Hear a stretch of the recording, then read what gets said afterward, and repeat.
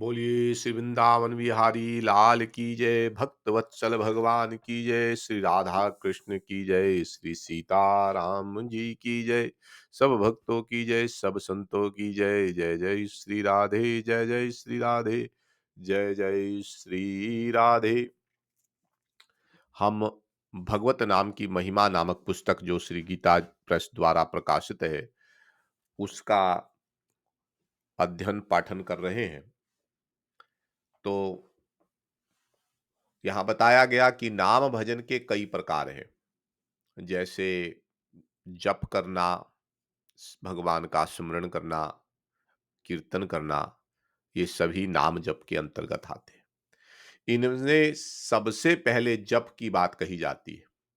परमात्मा के जिस नाम में रुचि हो, जो अपने मन को रुचिकर हो, उसी नाम की परमात्मा की भावना से बारंबार आवृत्ति करने का नाम जप है। जप की शास्त्रों में बड़ी महिमा है। जप को यज्ञ माना गया है। और श्री गीता जी में भगवान के इस कथन से कि यज्ञानाम जप यगोऽस्मि, यज्ञों में जप यज्ञ में हूं। जप का महत्व बहुत ही बढ़ गया है। जप के 3 प्रकार हैं: साधारण, उपांशु और मानस। इनमें पूर्व पूर्व से उत्तर उत्तर 10 गुण अधिक फलदायक है। भगवान मनु कहते हैं, विधि यज्ञा जप यज्ञो विशिष्टो 10 भिगुणो उपांशु सयाचित गुणा सहस्त्रो मानसः स्मृतः। दर्श पूर्णमासादि विधि यज्ञों से साधारण जप 10 गुणा श्रेष्ठ है, उपांशु जप 100 गुणा श्रेष्ठ है और मानस जप 1000 गुणा श्रेष्ठ है। जो फल साधारण जप के 1000 मंत्रों से होता है, वही फल उपांशु जप के 100 मंत्रों से और मानस जप के 1 मंत्र से हो जाता है। उच्च स्वर से होने वाला जप को साधारण जप कहते हैं, परंतु यह कीर्तन नहीं है, जिसमें जिह्वा और होठ तो हिलते हैं, परंतु शब्द अंदर ही रहता है, वह उपांशु जप है। और जिसमें ना जीभ के हिलने की आवश्यकता होती है, ना होठ के, वह मानसिक जप कहलाता है। उच्च स्वर से उपांशु उत्तम और उपांशु से मानसिक उत्तम है। यह जप की विधि है। किसी भी देवता का कैसा ही मंत्र क्यों ना हो, यह विधि सबके लिए एक सी ही है। परंतु भगवत नाम जप का तो कुछ विलक्षण ही फल होता है। यह नाम की अलौकिक महिमा है। दूसरे जप में अनेक प्रकार के विधि निषेध होते हैं। शुद्धि अशुद्धि का बड़ा विचार करना पड़ता है, परंतु भगवत नाम में ऐसी कोई बात नहीं है। अपवित्रः पवित्रो वा सर्वास्थां गतोऽपि वा या स्मरेत पुंडरीकाक्षां चा ब्रह्मा भयंतरः शुचिः। अपवित्र हो, पवित्र हो, किसी भी अवस्था में क्यों ना हो, भगवान पुंडरीकाक्ष का स्मरण करते ही बाहर और भीतर की शुद्धि हो जाती है। जल मृतका से केवल बाहर की ही शुद्धि होती है, परंतु भगवत नाम अंतर के मलों की भी अशेष रूप से धो डालता है। इसका किसी के लिए किसी अवस्था में कोई निषेध नहीं है। पुरुष नुपुंसक नारीवर जीव चराचर कोई, सर्व भाव भज कपट तजी मोहि परम प्रिय होई। भगवान कहते हैं, मेरे को किसी से कोई फर्क नहीं पड़ता वह कौन है। पुरुष है, नपुंसक है, नारी है, जीव, जो भी जीव है, अर्थात मतलब जीव में सभी आ जाते हैं, मनुष्य भी आ जाते हैं, जानवर भी आ जाते हैं। तो कोई भी जीव है, पूरे चराचर में, चाहे इस जगत में या अन्यथा किसी जगत में, सब कोई इसके अंतर्गत आ जाते हैं। पुरुष नुपुंसक नारी वा जीव चराचर कोई, सर्व भाव भज कपट तजी मोहि परम प्रिय होई। बोले कि उसका भाव कपट के बिना होना चाहिए। मन में कोई कपट ना हो, बस यही रिक्वायरमेंट है। यदि कपट ना हो तो वो भगवान को प्रिय है। पुरुष नुपुंसक नारी व जीव चराचर कोई, सर्व भाव भज कपट तजी मोहि परम प्रिय होई। कली संतरणोपनिषद में आया। नाम जप की विधि और उसके फल का बड़ा सुंदर वर्णन है। पाठकों के लाभार्थ उसे यहाँ उद्धृत किया गया है।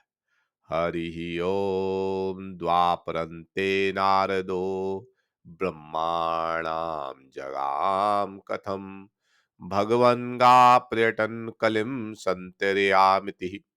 द्वापर के समाप्त होने के समय से नारद जी ने ब्रह्मा जी के पास जाकर पूछा कि हे भगवान, मैं पृथ्वी की यात्रा करने वाला कलयुग को कैसे पार करूं। सा होवाच ब्रह्मा साधु पृष्टोऽस्म सर्वश्रुतिरहस्याम् गोप्यां तुच्छ्रण येन कलि संसार तरिष्यसि भगवतादि पुरुषस्य नारायणस्य नामोच्चारण मात्रेण निधृत कलि भरवती। ब्रह्मा जी बोले कि तुमने बड़ा उत्तम प्रश्न किया। संपूर्ण श्रुतियों का जो गूढ़ रहस्य है, जिससे कली संसार से तर जाओगे, उसे सुनो। उस आदि पुरुष भगवान नारायण के नाम उच्चारण मात्र से ही कली के पातकों से मनुष्य मुक्त हो जाता है।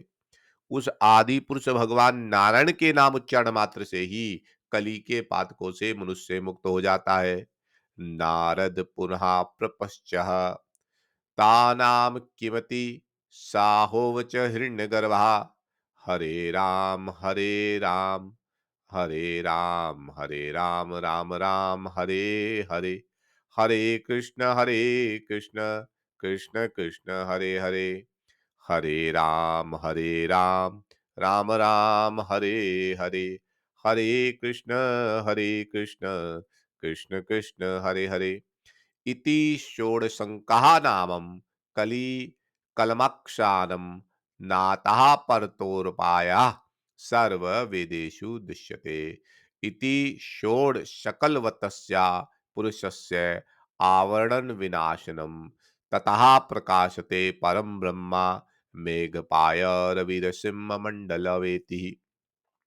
श्री नारद जी ने फिर पूछा कि वह भगवान का नाम कौन सा है।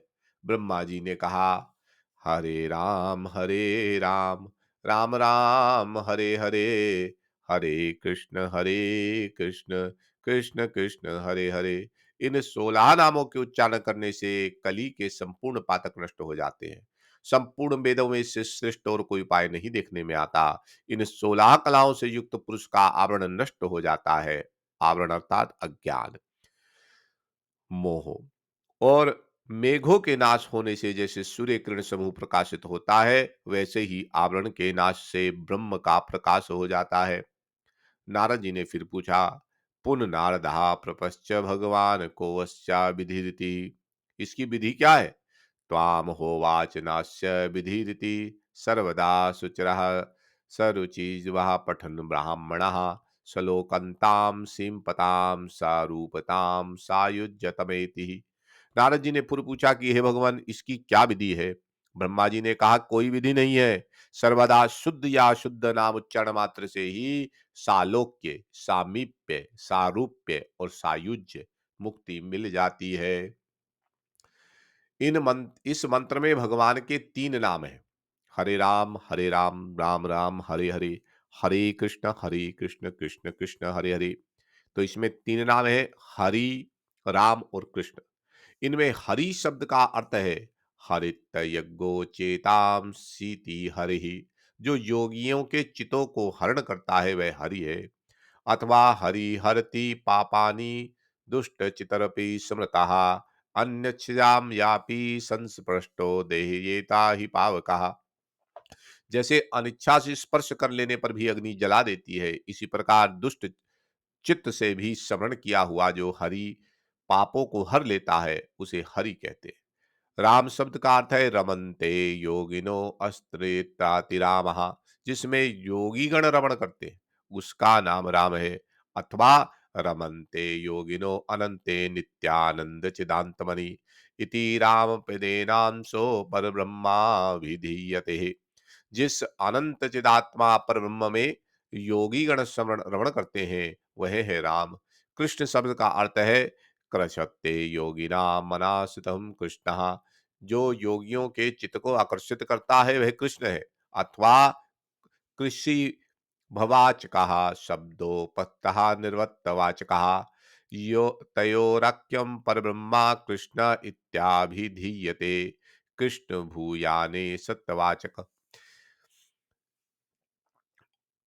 कृष्ण भू यानी सत्तावाचक है, और वह और ना निर्वृत्तिवाचक है। इन दोनों की एकता होने पर परब्रह्म कृष्ण कहलाते हैं।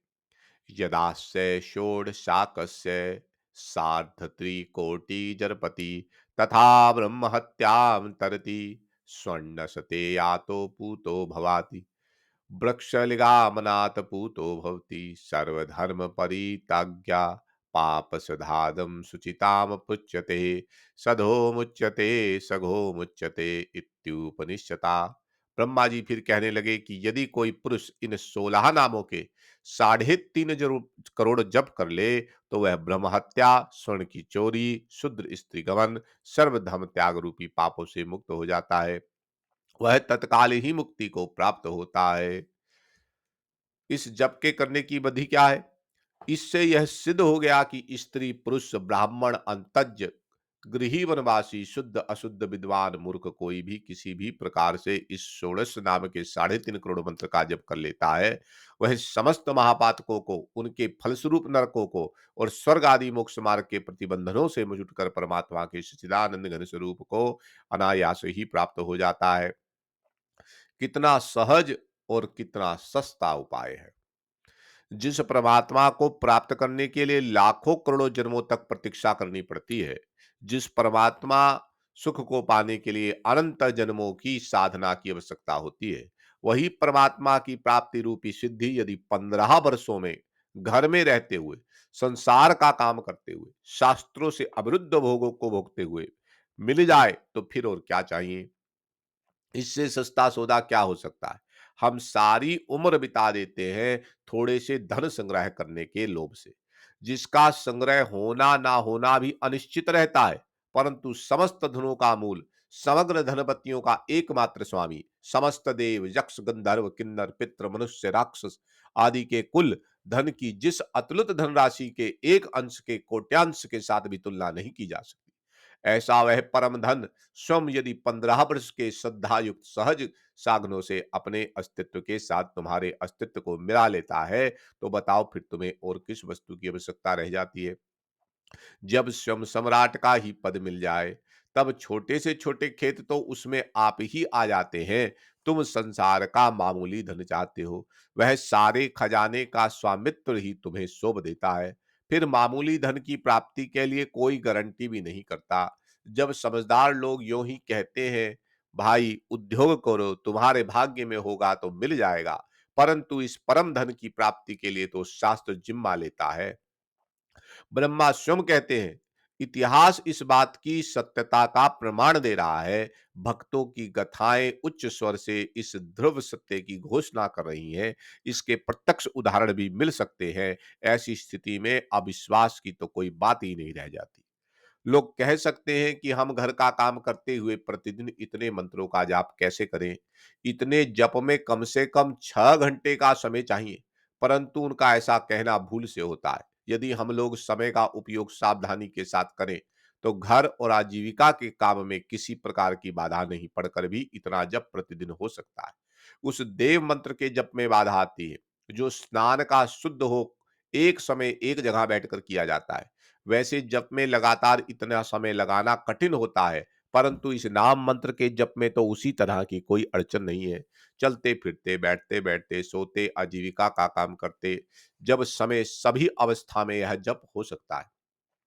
यदि हम लोग हिसाब लगाकर देखें तो दिन रात में 24 घंटे के समय में 6 घंटे निद्रा के बाद देकर बाकी के 18 घंटे केवल शरीर और आजीविका के कार्यों में ही नहीं व्यतीत होते। हमारा बहुत से समय तो असावधानी से व्यर्थ की बातों में चला जाता है। यदि हम लोग वाणी का संयम करना सीख जाएं, बिना मतलब बिना कार्य के बोलना छोड़ दें, तो मेरी समझ में राजा से लेकर मजदूर तक सबको इतना नाम जप प्रतिदिन करने के लिए पूरा समय अनायास ही मिल सकता है। हम चेष्टा नहीं करते, केवल बहाना कर देते हैं। यदि चेष्टा करें, समय का मूल्य समझें, तो एक क्षण को भी हरि के नाम बिना व्यर्थ नहीं जाने दें। काम के लिए जितने बोलने की आवश्यकता हुई उतने शब्द बोल दिए, फिर वाणी को उसी नाम जप में लगा दिया। इस प्रकार अभ्यास करते रहने पर तो एक ऐसी आदत पड़ जाती है कि फिर नाम जप छूटना कठिन हो जाता है। फिर तो साधक को ऐसी प्रबल इच्छा होने लगती है कि चौबीसों घंटे नाम जप ही किया जाए। उसे थोड़े जप में संतोष नहीं होता। जैसे बड़े जोर की भूख या प्यास लगने पर मनुष्य का एक एक क्षण कष्ट से बीतता है, इसी प्रकार नाम प्रेमी का भी जो क्षण नाम के बिना चाहता है वह बड़े कष्ट से बीतता है। जप उसी का नाम है जो संख्या से किया जाता है। जप के 3 प्रकार पहले बताए जा चुके हैं। उनके सिवा साधक के सुभित के लिए और भी कई प्रकार बतलाए जाते हैं। जैसे श्वास के द्वारा जप करना, नाड़ी से जप करना, मानस मूर्ति पूजा की भांति नाम अक्षरों की मन में कल्पना कर उनका बारंबार पढ़ना, भगवान की मूर्ति की कल्पना कर उस पर नाम अक्षरों की गहनों की तरह कल्पना कर उनकी आवृत्ति करना। अन्य भी कई प्रकार तथा भेद हैं, विस्तार भय से यहाँ नहीं लिखे जाते। उपयुक्त 4 प्रकार के जप का कुछ खुलासा कर देना आवश्यक है। प्रत्येक श्वास की गति की और लक्ष्य रखना और श्वास के आने तथा जाने, श्वास के शब्द के साथ ही मंत्र की कल्पना करना, साथ ही जिह्वा से उपांशु रूप से उच्चारण करते रहना, आरंभ में माला रखना और श्वास के साथ होने वाले प्रत्येक जप की गिनती रखना। यदि इस प्रकार 2-4 मालाएं भी प्रतिदिन जपने का अभ्यास किया जाए तो मन बहुत शीघ्र स्थिर होकर नाम में लग सकता है। श्वास का जप बिना मन के नहीं होता। साधारण और उपांशु जप तो अभ्यास होने पर मन के अन्यत्र रहने पर भी हो सकते हैं, परंतु श्वास का जप मन बिना नहीं होता। मन नहीं रहता है तो श्वास की गति का ध्यान छूट जाता है। केवल जीभ से जप होता रहता है। इसलिए श्वास से जप करने वाले को श्वास की गति की ओर ध्यान रखना ही पड़ता है। जहां मन अन्यत्र गया कि जप छूटा। कबीर जी ने कहा है, सांसों सांसा नाम जप और उपाय कछु नाही। सांसों सांसा नाम जप और उपाय कछु नाही। इसी प्रकार नाड़ी का जप है। नाड़ी की गति श्वास से भी सूक्ष्म है। हाथ, गले, मस्तक आदि की नाड़ियां उंगली लगाने पर चलती हुई मालूम होती हैं। अतएव पहले नाड़ी द्वारा जप करने वाले को उंगलियों से नाड़ी की गति का निरीक्षण करते हुए मन को उसी गति की ओर लगाकर नाड़ी की गति के साथ ही उसके प्रत्येक ठपके पर मंत्र की कल्पना करनी चाहिए। जीभ और माला का प्रयोग श्वास से जप के समान ही करना चाहिए। आंखें मूंद कर मंत्र के पूरे अक्षरों की अपने सामने आकाश में या हृदय में कल्पना कर उन्हें बारंबार मन से पढ़ता रहे। साथ ही जीभ का प्रयोग भी करता रहे। गिनती के लिए हाथ में माला रखे, मंत्र के अक्षर हो सके तो बारंबार मन में बनाए रखे या प्रत्येक मंत्र के जप का आरंभ करने के समय कल्पना कर ले और मंत्र पूरा होते ही मिटा दे। जिस तरीके में सुविधा हो, आसानी हो, वही करे। मन की रुचि के अनुसार भगवान की किसी मूर्ति की मन में कल्पना कर मूर्ति के चरणों में या गले की माला में या मस्तक में, मुकुट में या हस्त पादों के अंगों पर जड़े हुए नगीनों के गहनों के रूप में मंत्र के चमकते हुए सुंदर अक्षरों की कल्पना कर आंखें मूंद कर उनका बारंबार मन से जप करता रहे और सब बातें तीसरे के समान ही करे। योग दर्शन कहता है, तज पस्तदर्थ भावनम, उसके वाचक प्रणव का जप करता हुआ उसके वाच्य नामी की ईश्वर की भावना करे। वाणी से जप और मन में ध्यान दोनों का एक साथ होना बहुत ही उत्तम साधन है। भगवान ने यही कहा है, ओम इत्यक्षरम ब्रह्मा विहार रमंतवत सुमरणम याहा प्रयाति तज देहम या याति परमम गतिम। जो इस ओम रूप एकाक्षर नाम ब्रह्म का उच्चारण करता हुआ और नामी मुझ परमात्मा को स्मरण करता हुआ शरीर का त्याग कर जाता है, वह पुरुष परम गति को प्राप्त होता है। ऐसा भगवान ने गीता जी में कहा है। मन में भगवान की मूर्ति का, भगवत भाव का, भगवत नाम का ध्यान स्मरण करते हुए जीव से जप करना सर्वोत्तम जप है। इसके अंतर्गत उपयुक्त चारों प्रकार भी है। इससे उत्तरक उपांशु और उससे उत्तरक साधारण है। जिसको जो सुलभ, सुविधाजनक और रुचिकर प्रतीत हो, वह उसी का अभ्यास करे। भगवत नाम ऐसी वस्तु है जो किसी भी प्रकार से ग्रहण करने पर भी मंगलप्रद ही है। भगवत नाम जप में रुचि और विश्वास होना चाहिए, फिर बेड़ा पार है। इतना स्मरण रखना चाहिए कि जो जप निष्काम भाव से, नामी के ध्यान से युक्त, प्रेम सहित निरंतर और गुप्त होता है, वही उत्तम से उत्तम समझा जाता है। अतएव यथासाध्य कुछ मालाएं प्रतिदिन जपनी चाहिए। नियम से जो काम होता है, वह अनियम से नहीं होता। यदि निष्काम भाव से ना आ सके तो विश्वास रखकर सकाम भाव से ही जप करना चाहिए। भगवत नाम जप की महिमा से आगे चलकर सकाम भी निष्काम हो जाता है। प्रातः स्मरणीय भक्तराज ध्रुव जी ने राज्य की इच्छा से वन में जाकर ध्यान सहित मंत्र जप किया। उन्हें राज्य भी मिला और भगवान का परम धाम भी।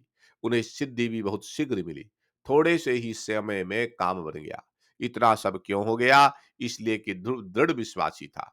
जिस समय माता से उसे उपदेश मिला, उसी समय बालक ध्रुव घर से निकल पड़ा। रास्ते में भगवान नारद मिले। उन्होंने सहज में राज्य दिलवाने का लोभ और वन में भीषण कष्टों का भय दिखलाकर ध्रुव की परीक्षा की। जब उसे पक्का पाया, तब नारद जी ने दया कर उसे भगवत नाम का मंत्र दे दिया।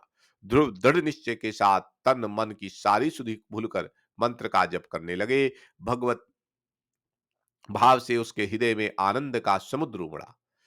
साक्षात नारायण को उसके सामने मूर्तिमान होकर प्रत्यक्ष दर्शन देना पड़ा। आज हम लोगों को भगवत दर्शन में जो देरी हो रही है, इसका कारण यही है कि हमें नाम पर पूरा विश्वास नहीं है।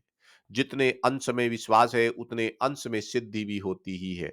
भक्तराज श्री हरिदास जी बड़े जोर जोर से उच्चारण करके नाम जप किया करते थे।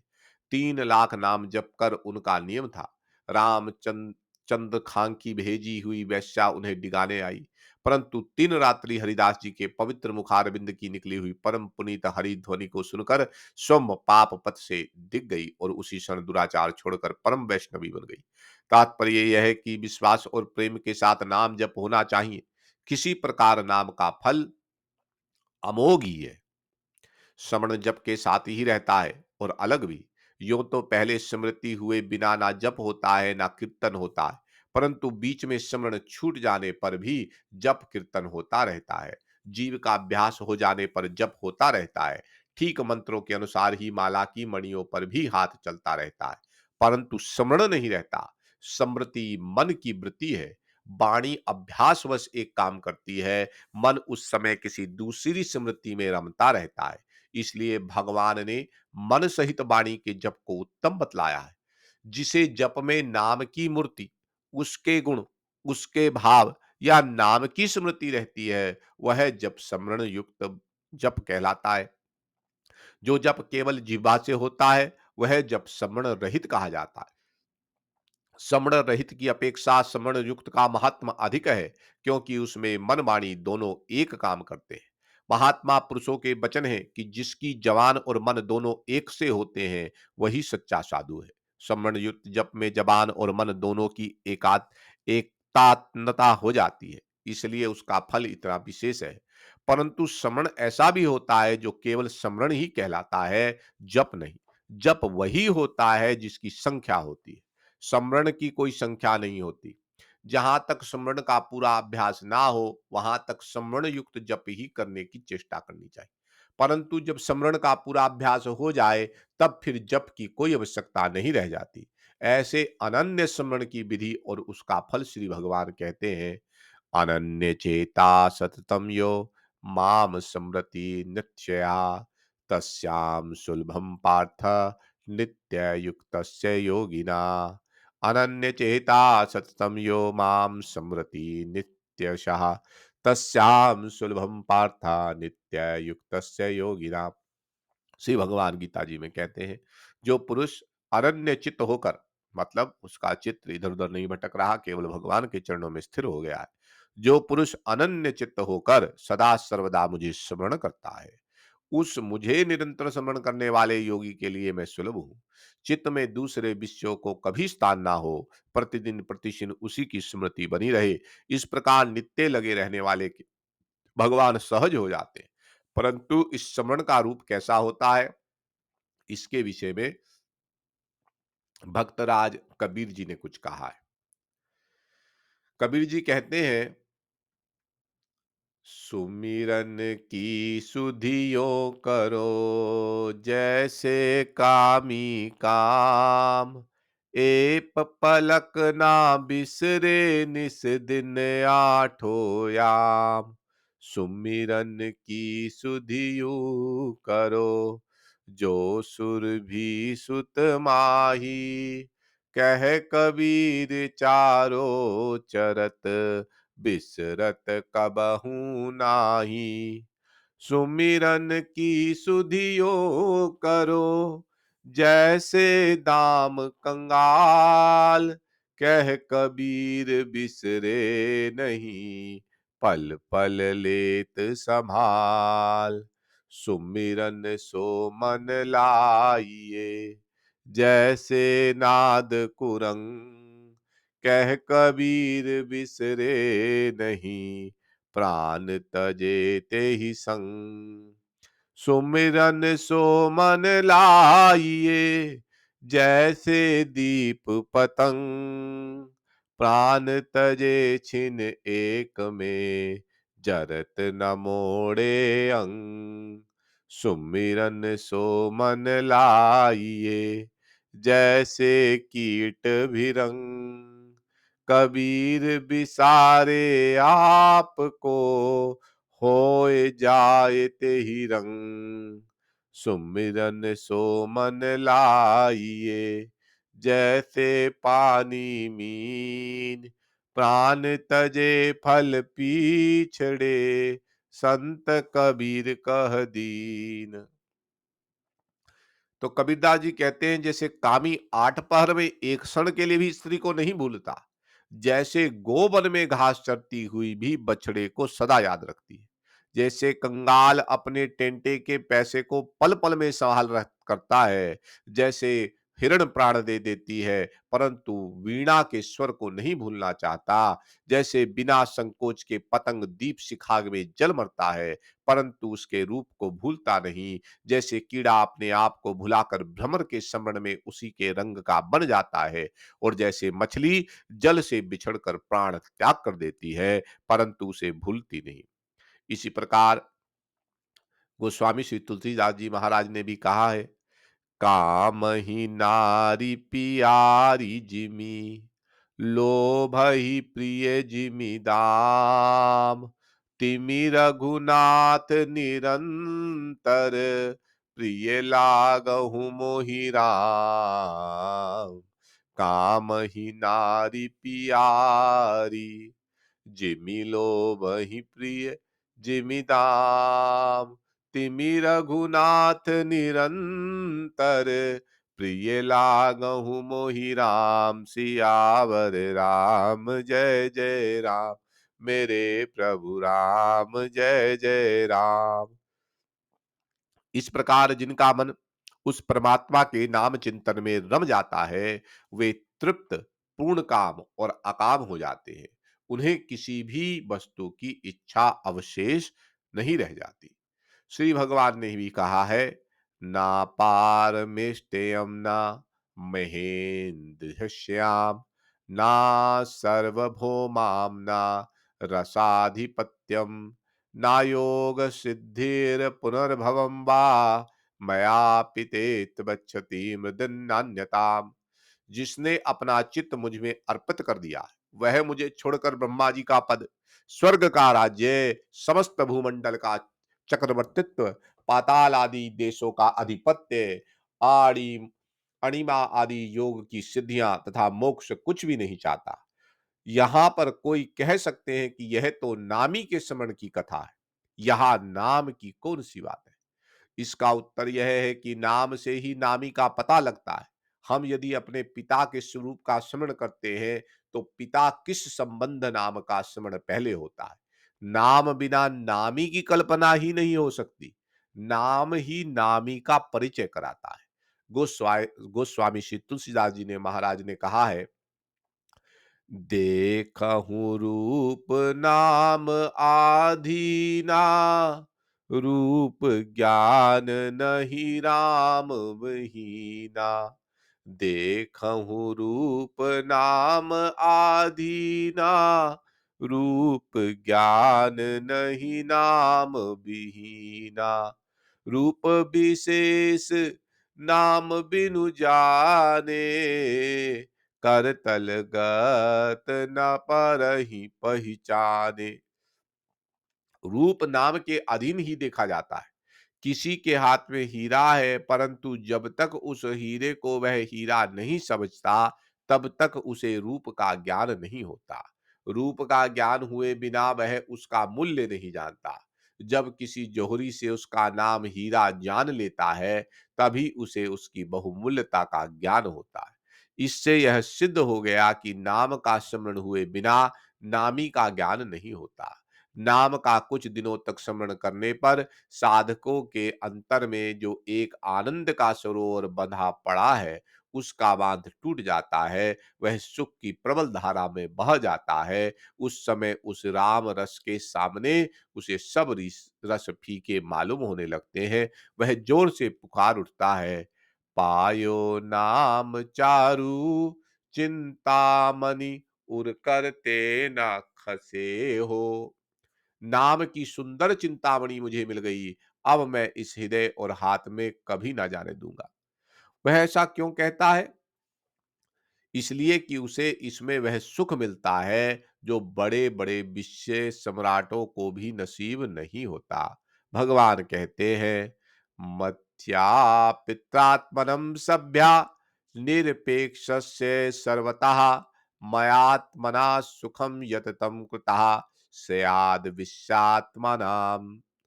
मुझ में चित लगाने वाला और समस्त विषयों की उपेक्षा छोड़ने वाला भक्त को मुझसे जो परम सुख मिलता है, वह सुख विषयासक्त चित्त लोगों को कहां से मिल सकता है? मन जितना ही विषयों का चिंतन करता है, उतना ही संसार में बंधता है। क्योंकि विषय चिंतन से ही क्रमशः संग, काम, क्रोध, मोह, समृद्धभ्रंश, बुद्धिनाश और अंत में सर्वनाश होता है। मन में पहले पहले जब स्फूर्णा उठती है, तो वह तरंग के सदृश होती है, परंतु वही आगे जाकर समुद्र बन जाती है। इसलिए अपना कल्याण चाहने वाले लोगों को चाहिए कि वे मन में विषयों के बदले धीरे धीरे भगवान को स्थान दें। उपयुक्त युक्तियों के द्वारा नाम स्मरण करें। एक दृढ़ अभ्यास का नाश करने के लिए उसके विरोधी दूसरे अभ्यास की ही आवश्यकता होती है। अनभ्यस्त विषय में चिंतन में पहले पहले मन उबलता, अकुलाता और झल्लाता है, परंतु दृढ़ता के शब्द अभ्यास करते रहने पर अंत में वह तदात्कार बन ही जाता है। इसलिए हठ से भी मन को परमात्मा के नाम स्मरण में लगाना चाहिए। नियम कर लेना चाहिए कि मन से इतने नाम जप प्रतिदिन अवश्य करेंगे। कम से कम उतना जप तो प्रतिदिन हो ही जाना चाहिए। स्मरण से ही मन में प्रेम की उत्पत्ति होती है। एक स्त्री अपने नहर में, उसका पति वहां नहीं है, पति का रूप उसके सामने नहीं है, परंतु पति का नाम स्मरण होते ही उसका मन प्रेम से भर जाता है। नाम स्मरण करते करते जब स्मरण की बात बढ़ जाती है, तब तो मन कभी उसे छोड़ता ही नहीं। स्मरण से क्या नहीं होता? यदि अंतकाल में परमात्मा के नाम का स्मरण हो जाए, तो उसके मोक्ष में जरा भी संदेह नहीं रह जाता। भगवान ने अर्जुन से कहा है, अंतकाले च मामेव स्मरन् मुक्त्वा कलेवरम, या प्रयाति सा माधवाम याति नास्त्यत्र संशया। जो पुरुष मृत्यु काल में मुझे स्मरण करता हुआ शरीर त्याग कर जाता है, वह मुझे ही प्राप्त होता है, इसमें कोई संदेह नहीं। परंतु अंतकाल में सदा जिस भाव का चिंतन करता है, अंतकाल में भी प्रायः उसी का स्मरण हुआ करता है। इसलिए भगवान ने अर्जुन से कहा कि हे पार्थ, तस्मात् सर्व कालेषु माम अनुसमण युद्ध चा, मया पितमनो बुद्धिर मामे व्यस्य संशयाम। तू सदा सर्वदा मेरा स्मरण करता हुआ युद्ध कर। इस प्रकार मुझ में मन बुद्धि अर्पित हो जाने से तू निस्संदेह मुझे ही प्राप्त होगा। ब्राह्मण हो या बेअध्ययन करे, क्षत्रिय हो तो रण में जावे, वैश्य हो तो व्यापार करे, शूद्र हो तो सेवा करे। सब अपना अपना काम करे, परंतु करें उसे याद रखते हुए। वैसे ही जैसे कि दुराचारणी उपपति को, सती पति को, कृपण धन को और विषयी विषय को निरंतर याद रखता है, पनिहारी सिर पर 2 घड़े उठाकर चलती है, रास्ते में दूसरों से बात भी करती है, परंतु उसकी स्मृति रहती है कि सर पर उठाए हुए उन दोनों घड़ों में। इसी प्रकार क्षण मात्र के लिए श्रवण से ही बड़ा काम होता है। आजकल लोग माला फेरते हैं, हाथ रहता है गोमुखी में, परंतु मन डोलता रहता है विश्व में। मंत्र जप में गौणता होती है और विश्व में मुख्यता। इसी से जप करते-करते बीच-बीच में वे बोल उठते हैं। एक सेठ जी जप कर रहे थे। माला हाथ में थी, मुँह में से भी मंत्र का उच्चारण करते थे, परंतु उनका मन और ही अनेक बातों में चिंतन में लगा हुआ था। पुत्र भी पास बैठा संध्या कर रहा था। सेठ जी माला फिरते-फिरते ही बीच में बोल उठे, "अरे! कल सब ग्राहकों के रुपए आ गए। राम, राम, राम, राम। देख, तू बड़ा मूर्ख है। कहीं व्यापार में भी सच्चाई से कमाई होती है। राम, राम, राम, राम, राम। हाथी के दाँत दिखाने के दूसरे और खाने के दूसरे होते हैं। राम, राम, राम, राम, राम।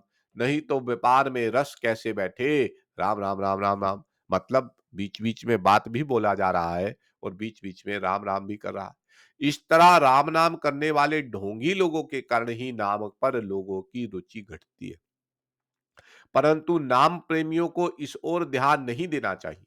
यदि कोई मूर्ख रत्न का दुरुपयोग भी करता है, तो इस रत्न का रत्नपना और उसकी बहुमूल्यता थोड़ी घट जाती है।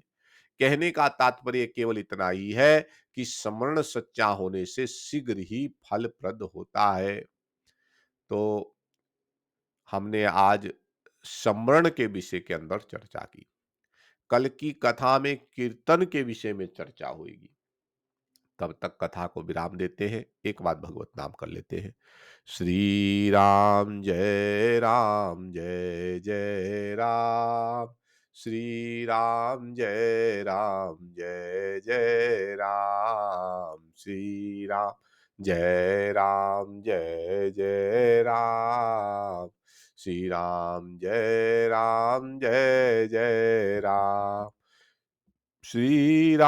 जय राम। जय जय राम।